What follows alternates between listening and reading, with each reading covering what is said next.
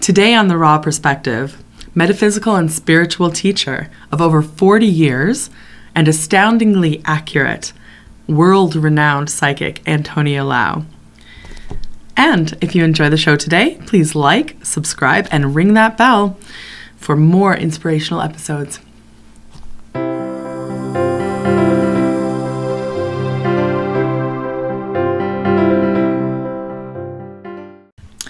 Welcome, Antonia Lau, world-renowned psychic, host of the radio show Beyond the Here and Now, and metaphysical and spiritual teacher for over 40 years, studying for over 50. Wow, yes. That's amazing.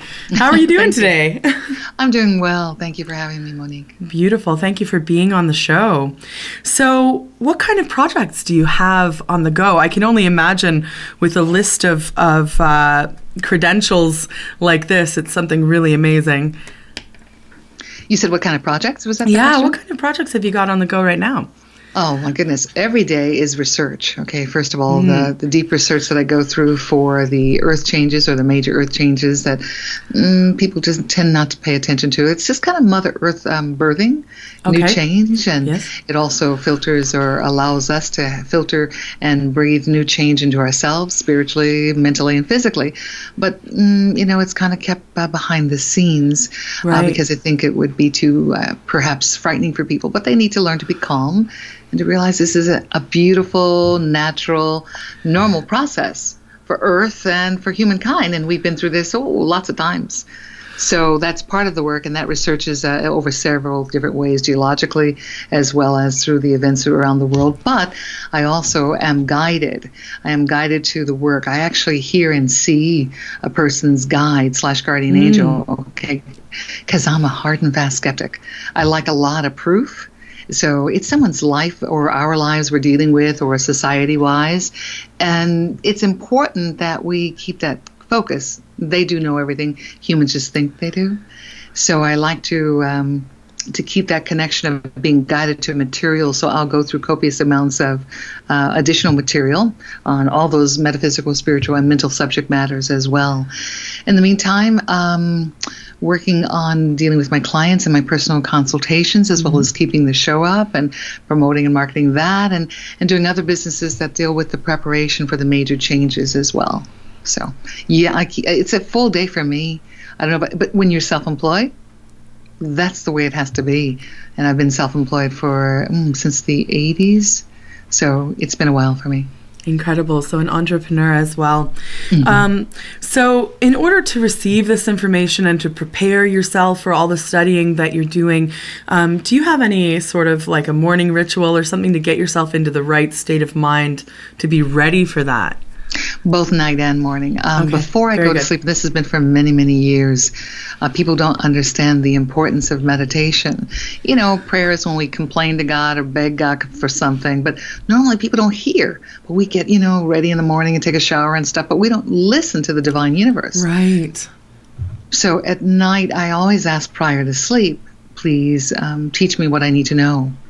And as I do my meditation and then fall to sleep, that's important because every night we go to class and people don't understand that. We don't just, the body, yes, relaxes, that's nice, but the soul goes away to class. Each one's is different. You're accustomed to you. Your guide makes sure you get to your class, or hopefully. And then we start off in the morning, and then again in the morning, I start again, another meditation for another hour, as well as I ask always, I say these words, put me in my divine right place. Lead me, guide me, walk beside me. Then I'll do it for us and my partner and for each one. But that's every day because we're human. So the thing is to keep on track. And I know it just sounds like words, but when you ask them, that's when they deliver. And in my life, I've seen only when they ask, and when we ask is when they really deliver. And then we're supposed to pay attention and act on those things. So I know it sounds strange, but I live my entire life that way. It's not just a small portion or a hobby. It's the way I actually live. Right. And it doesn't sound strange to me at all. I believe in the importance of meditation and sort of stopping that train of thought so that you have the space to either receive messages or see Correct. clearly what's happening around you, or put your own intention into what you want to create for yourself, right? That's the way. It's a really excellent practice for anyone, whether or not they regard themselves to be spiritual. Absolutely. So you did mention briefly when you started talking about your research about the changes that the earth is undergoing and how you're teaching people to be prepared for those changes. Would you elaborate on that a little bit? Sure, I know it sounds strange, and people have what's called cognitive dissonance, okay? When they hear something that's outside their known truth, it kind of freaks them out. They could get angry, upset, and then live in denial and stick their head in the sand. Well, that's not what we're looking for. I'm actually looking for those that resonate to this plan, because people don't realize Earth has been through these changes. Now get this. Right. These changes I tried to disprove when I first started to study about that this is a myth. My whole show gets rid of myths and misconceptions. That's the whole purpose. That we believe about our life, our world, ourselves. And so what I would end up doing was literally, I was going to challenge this one like I challenge everything. I thought, this is crap, let me just prove it. So I was going to disprove it. Well, after 5 years of study geologically, scientifically, as well as spiritually, metaphysically, I found it was real. And that it had happened on the earth at least 82 times geographically and at least another 132 times magnetically.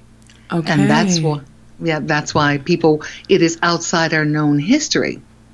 But it always heralds, that's why we see all these, today, we see all on the news, we'll get through, articles we see where they uncover great, beautiful lands underneath the sea that were thriving, brilliant civilizations that were lost for thousands of years. This is why. And this is why there's evidence of flooding by the Sphinx and the pyramids, right?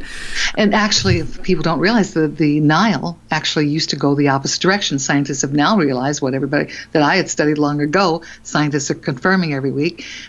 It used to go north and south. Doesn't that make sense? Upper Egypt, lower Egypt, instead of the angle that it now floats. But this is normal for the Earth.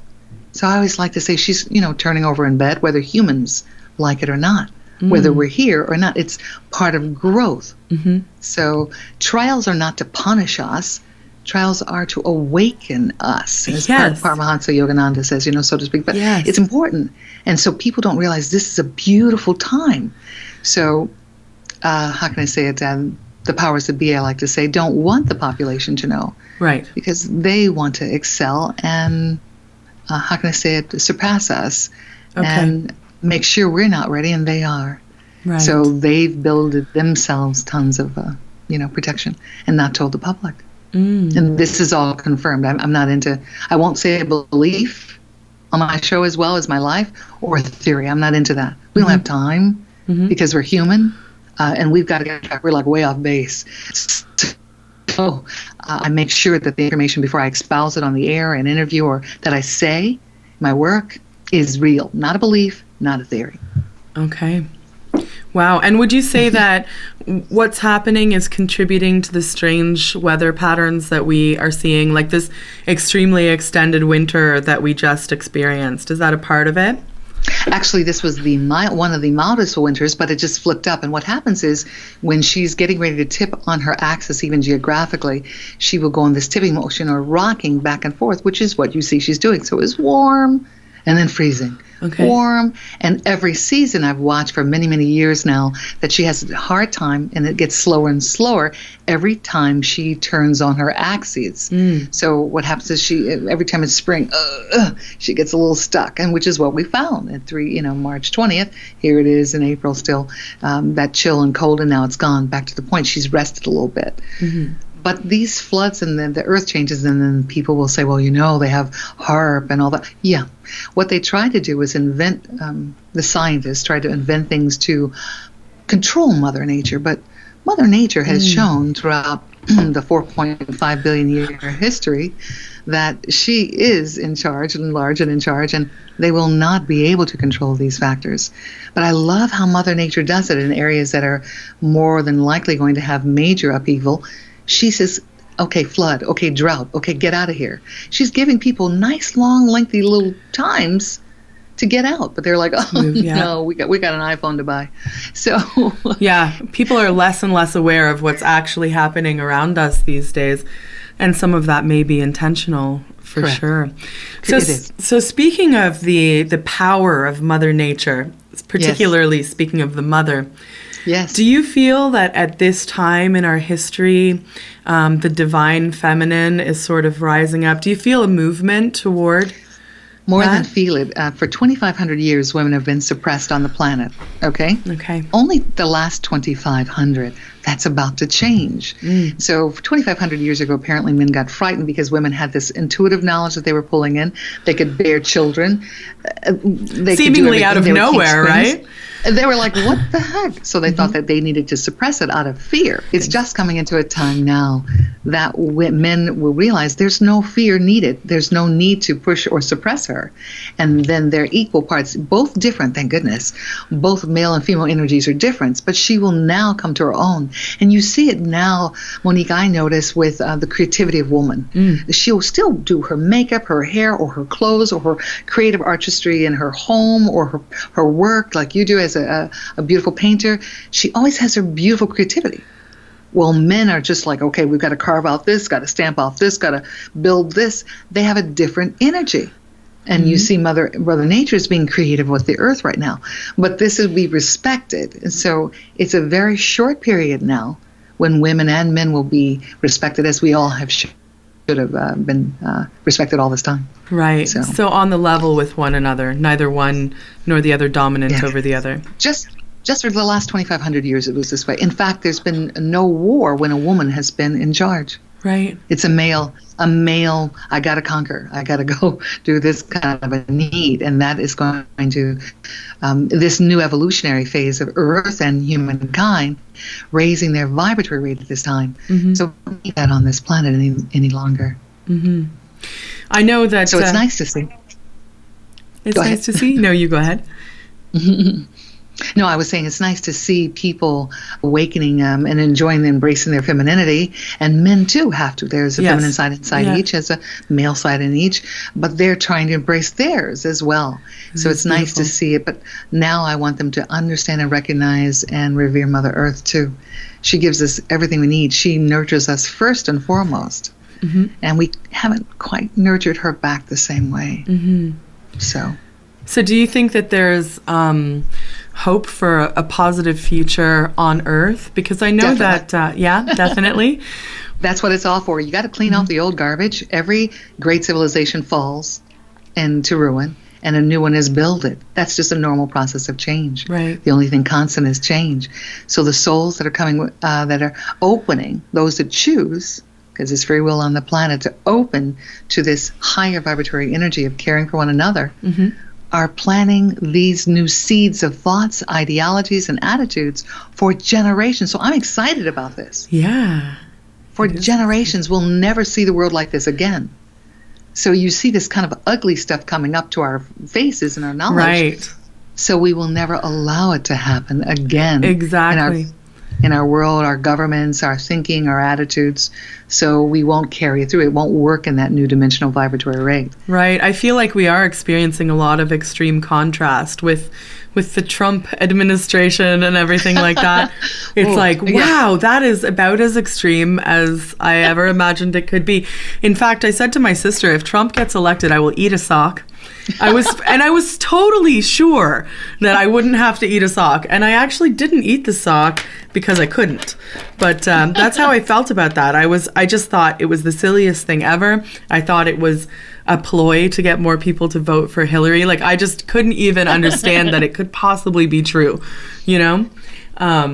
So anyway, could you tell us a little bit about any experiences that you had in childhood that sort of turned you toward this magnificent direction that you've gone, this powerful direction? Oh, surely. I thank you for asking. As a child, I came from an academic-based family. All little eggheads. All you had to do well in school. That was it. There was no ifs and buts about it in our family. And they were older children, 3 older, and I'm in the middle, very much younger than them. They were teenagers, and a couple younger. But what happened was, my mom was a real stickler for educating you prior to when you got to school. So it was really important with that foundation. But at 5, I found out I was psychic. I would know things that nobody else would know. But that subject was not allowed or not actually discussed whatsoever in the family. So at 5, I would, be reading the newspaper while, she's preparing me for whatever the day was, brushing my hair or whatever. And I would sit and hold the newspaper reading, actually reading the articles. And I'd say, the doorbell's going to ring and it's Mrs. So-and-so. And she didn't say a word and the doorbell, bing. And then I would just keep reading. Or the phone would ring, and we had one phone in that household, and the family with a lock on it. But I would say, Mrs. Garcia is going to call. And she'd look at me, what? Phone ring, and I would pick it up, hand it to her, and she'd go, oh, hello, Mrs. Garcia, how are you? She would never talk about it, discuss it. So I figured, whoa, this is, and so we were, how can I say, a family that didn't really go to church except on, Christmas, Easter, Mother's Day. That's the kind of day. But the vacation Bible school thing happened.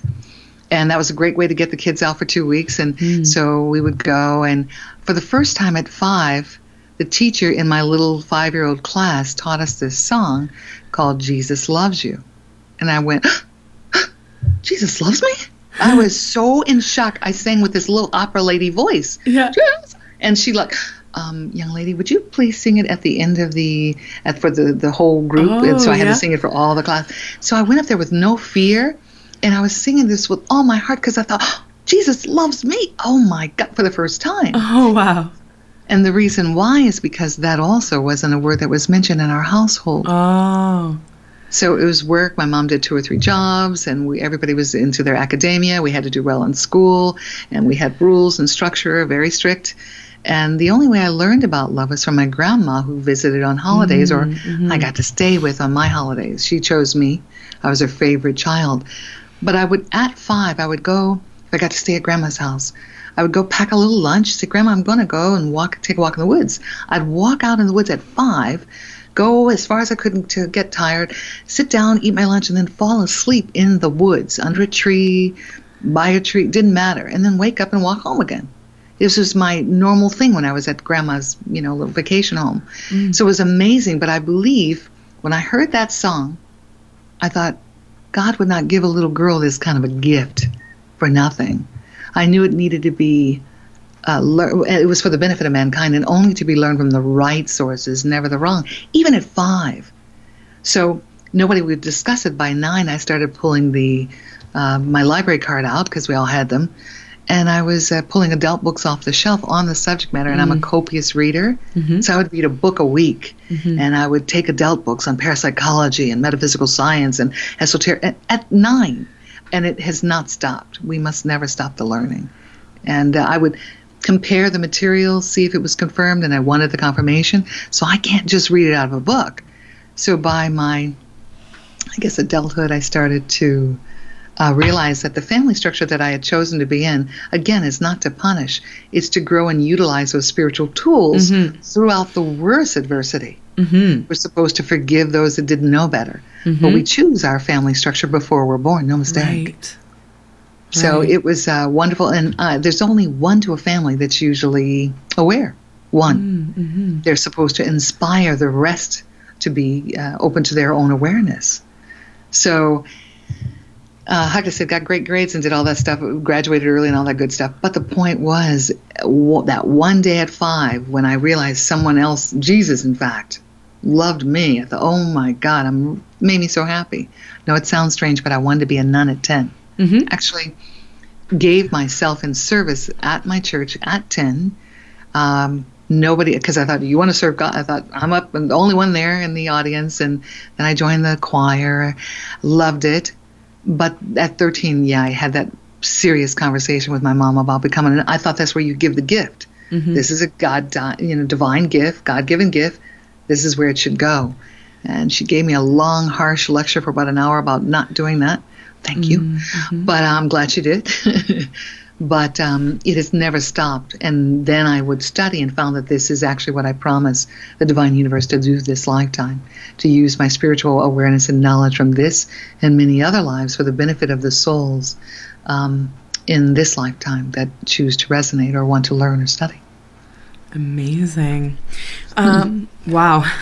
So cool. Your radio show, Beyond the Here and Now. Yes. If listeners want to go over and check that out, where should they go and what will they find there? They should go to indie100.com. It was the first radio station of its kind in the States, and it was number one forever. They did a little reconstruction over the last couple of years to different things, but it's indie100.com. Okay. And they go there and they just press on. They see Beyond the Here Now, my face and icon, and they just click and they can listen to the shows. I also have some archive shows. I've done over 600 some shows over the several years. Haven't had time to put them up, but I have some archive goodies on another archive site. They can just put my name in the browser and find it as well. Antonia Lau, Antonia Lau. Or they can go on my website at www.antonialau.org. And they can find a link to listen to shows there and go forward if they'd like. Okay. So. We'll put those links also in the show notes so people can find them. Thank you. Okay, beautiful. Well, is there any, sort of message that you want to leave with everyone? Like just something inspiring, about how we can be better and do better and experience more in our lives spiritually and otherwise? I'd love to. If I could say, I'm a stickler on self-observe, self-correct. No blame to anyone, not your circumstances, not your life, not your past lives, not anything, just correct this period of time we're calling for. And then I also have a belief, don't compete. Don't compete with anyone, especially women. We have to learn not to. That's your sister, number one. You put her down, it means you're putting yourself down, actually, because you're jealous of her opportunities. But what you want to do is no compete. Not anyone should compete. Just best yourself every day. Yes. Just best yourself. Don't beat yourself up. The world's going to, try to do that for you. Just be your best in the moment. And then, if I could suggest, they need to build in a connection, not church. Man invented 35,000 religions. That's the problem. God did not. But their own spiritual connection in their own way with Creator, Source, Force, higher power in their own way, in their own time. That's a necessity. That's fantastic. Thank you. Thank you. Thank you so much for being here and telling us all about your amazing studies and adventures. And I look forward to talking with you again. Have a good day, and to all the best. I want to wish your audience all the best as well. Thank you. Okay. Bye-bye. Bye. Thanks again to Antonia Lau for joining us today on The Raw Perspective. Be sure to check out her radio show, Beyond the Here and Now. And if you like what you saw today, like, subscribe, and ring the bell for more inspirational episodes. And we'll see you next time on The Raw Perspective.